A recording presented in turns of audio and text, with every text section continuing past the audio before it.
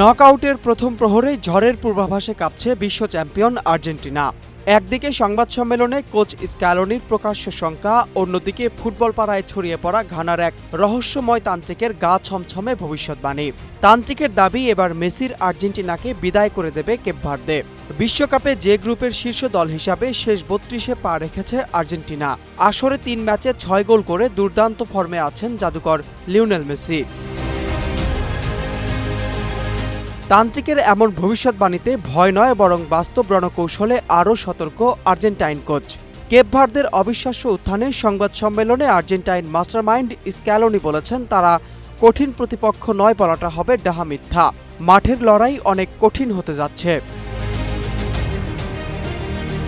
Football মানচিত্রের এক কোণ থেকে উঠে এসে নবাগত কেপ ভার্দে যেভাবে বিশ্বমঞ্চে একের পর এক মহাকাব্য লিখছে, তাতেই এখন ঘুম উড়েছে আলবিসেলেস্তাদের।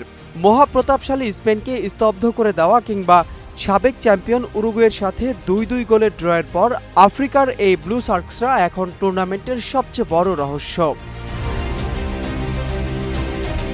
তাই কোয়ার্টার ফাইনালের টিকিট পাওয়ার আগে এক অদৃশ্য আতঙ্কে ভুগছেন লিওনেল স্ক্যালোনি।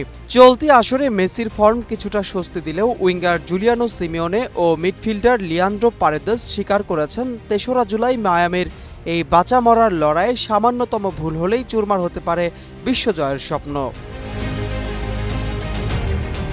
নূর ইসলাম, নিউজ ডেস্ক, গ্লোবাল টেলিভিশন।